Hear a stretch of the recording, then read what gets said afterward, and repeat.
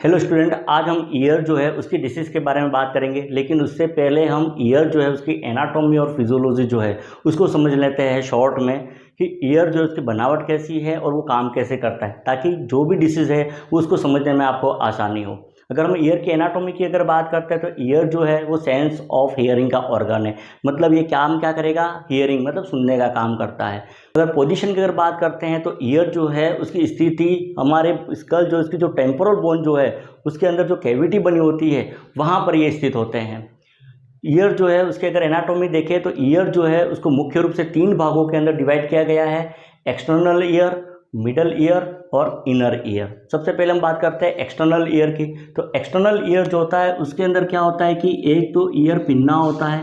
ये ear pinna जो होता है वो स्कल के दोनों तरफ से निकला हुआ प्रोजेक्टेड पार्ट होता है, और ये ईयर पिन्ना जो होता है वो कार्टिलेज का बना होता है। मतलब इसके अंदर कार्टिलेज होते हैं। कार्टिलेज थोड़ा सा फर्म टिश्यू होता है जिसके अंदर इलास्टिसिटी होती है, मतलब मुड़ सकता है ऐसा टिश्यू होता है। इसके ऊपर फिर स्किन जो है उसकी क्या होती है? कवरिंग होती है। ईयर पिन्ना का काम क्या रहेगा कि एनवायरनमेंट जो है वहाँ से जो भी साउंड वेव जो है उसको रिसीव करने का ये काम करता है। ईयर पिन्ना जो होता है वो पीछे की तरफ एक स्लाइटली एस शेप की जो ट्यूब होती है उसके साथ जुड़ा हुआ रहता है, जिसको ऑडिटरी कैनाल या एक्वास्टिक मैटस कहा जाता है।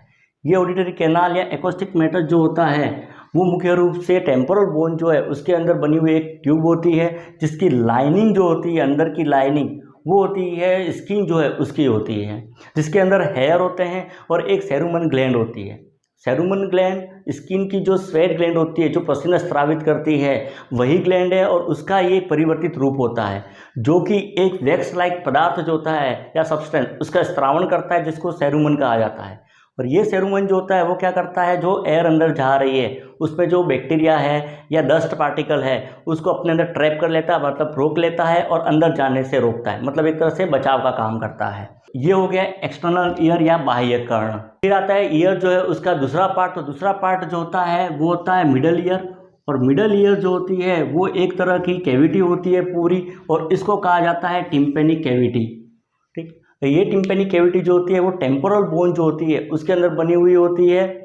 टिम्पेनिक कैविटी जो है या मिडल ईयर उसके अगर स्ट्रक्चर की अगर बात करें तो इसके अंदर क्या होता है कि ये जो एक्वास्टिक मैटस या ऑडिटरी कैनाल जो है जहाँ ख़त्म होती है, या मिडल ईयर और एक्सटर्नल ईयर जहाँ पर जुड़ते हैं वहाँ पर एक ड्रम होता है या एक मेम्ब्रेन होती है।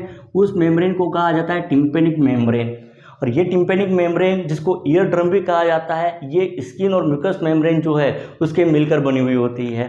इसके अलावा मिडल ईयर जो है उसके अंदर 3 प्रकार की ऑसिकल होती है, मतलब 3 तरह की बोन होती है जो आपस में लिगामेंट के द्वारा लूजली अटैच होती है।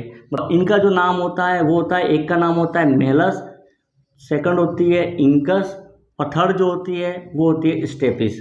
तो ये 3 तरह की ओसिकल या बोन होती है जो आपस में जुड़ी होती है लूजली।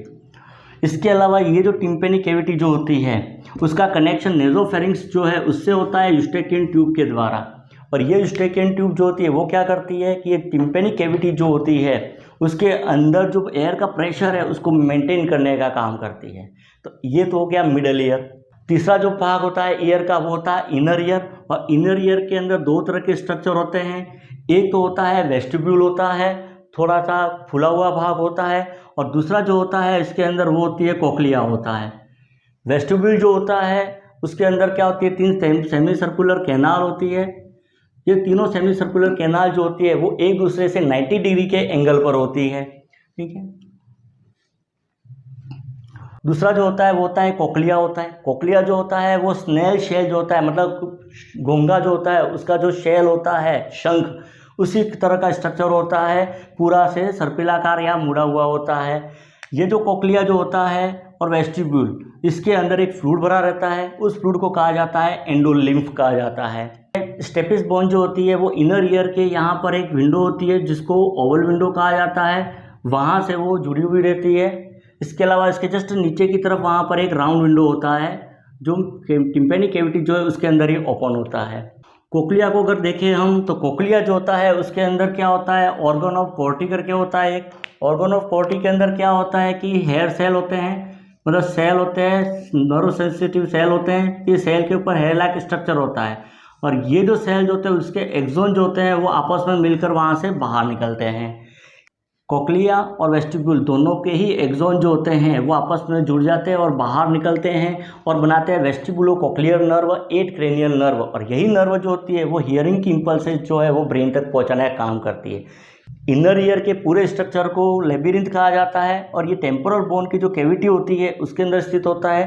टेम्पोरल बोन की जो बोन की कैविटी होती है उसको तो बोनी लेबिरिंथ कहा जाता है और उसके अंदर जो मेम्ब्रेन का बना हुआ है जो स्ट्रक्चर होता है इनर ईयर का उसको मेम्ब्रेनस लेबिरिंथ कहा जाता है।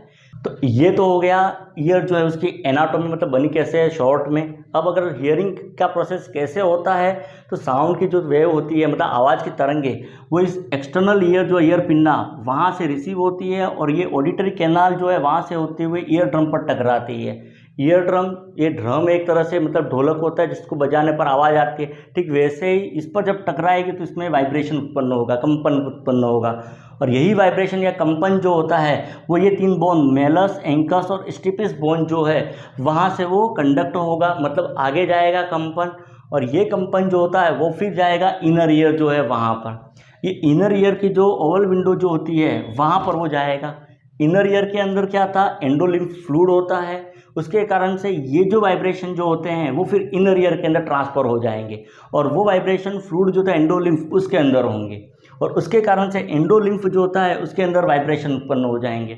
जिससे एंडोलिम्फ में वाइब्रेशन उत्पन्न होंगे, अंदर क्या है, ये ऑर्गन ऑफ कॉर्टी जो है उसकी हेयर सेल, ये हेयर सेल जो होती है उसके अंदर क्या होगा, मूवमेंट होगा। ये मूवमेंट होने के कारण से क्या हो जाएंगी, ये स्टिमुलेट हो जाएगी और ये बनाएगी इम्पल्स। और यही इम्पल्स जो होती है वो फिर ये नर्व जो होती है वेस्टिबुलो कोक्लियर नर्व, 8 क्रेनियल नर्व, उसके द्वारा ब्रेन तक जाएगी और ब्रेन जो है वो उसको रिकॉग्नाइज करेगा, पहचान करेगा। तो एक तो हियरिंग का काम करता है ये। दूसरा ईयर का काम जो होता है वो होता है बैलेंस, इक्विलिब्रियम का काम होता है। बैलेंस का काम ये सेमी सर्कुलर कैनाल जो है उसके द्वारा करता है। ये वेस्टिब्यूल और सेमी सर्कुलर कैनाल के अंदर भी फ्लूइड होता है और ठीक इस तरह के हेयर सेल होते हैं। जब भी इसके अंदर मूवमेंट होगा, ठीक है, तो ये हेयर सेल जो होती है वो स्टिमुलेट हो जाती है और स्टिमुलेशन के कारण से इम्पल्स बनाती है वो वेस्टिब्यूल कोक्लियर नर्व के द्वारा वो ब्रेन तक पहुंचाएगी। तो इस तरह से ये हमें पोजीशन का, मतलब हम किस स्थिति में है, झुक रहे हैं, खड़े हैं, इसके अलावा इक्विलिब्रियम जो है, बैलेंस, उसको भी बताने का काम करता है। तो ये तो होगी ईयर की एनाटॉमी और फिजियोलॉजी बहुत ही शॉर्ट में। अब मेडिकल सर्जिकल नर्सिंग आपको क्या पढ़ना है, तो इसमें ईयर जो है उसकी डिसीज़ के बारे में पढ़ना है कि कौन कौन सी डिसीज़ जो है वो ईयर में हो सकती है जिसको आपको पढ़ना है। तो अगर बात करें ईयर की, तो सबसे पहले एक्सटर्नल ईयर। एक्सटर्नल ईयर के अंदर क्या हो सकता है कि कोई फॉरेन पार्टिकल जो है वो अंदर जा सकता है जिसको फॉरेन बॉडी ऑफ ईयर कहते हैं। दूसरी चीज़ क्या हो सकती है कि एक्सटर्नल ईयर जो है उसके अंदर क्या होता है कि सेरुमन जो है उसका स्त्रावण बहुत ज़्यादा हो सकता है और वो इकट्ठा हो सकता है और उसको ब्लॉक कर सकता है, जिसको सेरुमन इन्फेक्शन कहा जाता है। तीसरी प्रॉब्लम क्या हो सकती है इसके अंदर कि ये जो एक्सटर्नल ईयर जो है उसके अंदर किसी कारण से क्या हो जाए, इन्फ्लामेशन हो जाए, तो उस कंडीशन को कहा जाता है ओटाइटिस एक्सटर्ना। फिर आता है पीछे की तरफ अगर देखें तो ये है टिम्पेनिक मेम्ब्रेन और इस टिम्पेनिक मेम्ब्रेन के अंदर परफोरेशन हो सकता है, छेद हो सकता है और उस स्थिति को कहा जाता है टिम्पेनिक मेम्ब्रेन परफोरेशन या टिम्पेनिक मेम्ब्रेन रप्चर कहा जाता है। अगली प्रॉब्लम, इस मिडल ईयर जो है उसके अंदर ये जो 3 ओसिकल होती है जो कि लूज होती है, मतलब एक दूसरे से लूजली अटैच होती है, ये किसी कारण से क्या हो जाए, हार्ड हो जाती है और फिक्स हो जाती है और इसको ही कहा जाता है ओटोस्क्लेरोसिस। तो एक तो ये डिसीज पढ़नी है। अगली प्रॉब्लम क्या हो सकती है इसके अंदर, मिडल ईयर जो है उसके अंदर इन्फेक्शन हो सकता है और उसके कारण से इन्फ्लामेशन हो सकता है। तो मिडल ईयर में इन्फेक्शन और इन्फ्लामेशन की स्थिति को कहा जाता है ओटाइटिस मीडिया, तो उसको पढ़ना है। एक तो ओटाइटिस मीडिया क्या होता है वो। फिर अगर इनर ईयर की अगर बात करते हैं तो उसमें भी इन्फेक्शन और इन्फ्लामेशन हो सकता है, खास करके जो इनर ईयर के स्ट्रक्चर है उसके अंदर, उसको लेबिरिंथ कहा जाता है। तो उसमें जो प्रॉब्लम हो सकती है, एक तो लेबिरिनाइटिस जो है वो वाली स्थिति उत्पन्न हो सकती है। अगली एक प्रॉब्लम इसके अंदर जो लिम्फ होता है, एंडोलिम्फ, उसके अंदर इम्बैलेंस या असंतुलन की स्थिति और उसको कहा जाता है मिनस डिसीज कहा जाता है। तो एक तो ये भी पढ़ना है। अगली प्रॉब्लम इनर ईयर जो है उसके अंदर क्या हो सकती है कि ये इनर ईयर जो है उसके पास में एक प्रोसेस होता है मेस्टोइड बोन का प्रोसेस, ठीक है, उसमें इन्फ्लामेशन हो सकता है जिसको मेस्टोइडाइटिस जो है कहते हैं। तो एक तो ये कंडीशन हो सकती है। इसके अलावा इनर ईयर जो है उसके अंदर या किसी कारण से ईयर जो उसका फंक्शन जो है वो लॉस हो जाए, मतलब ईयर का काम होता है हियरिंग का, हियरिंग जो है वो ईयर करना बंद कर देता है, उसको कहा जाता है डीफनेस कहा जाता है। तो एक तो ये पढ़ना है।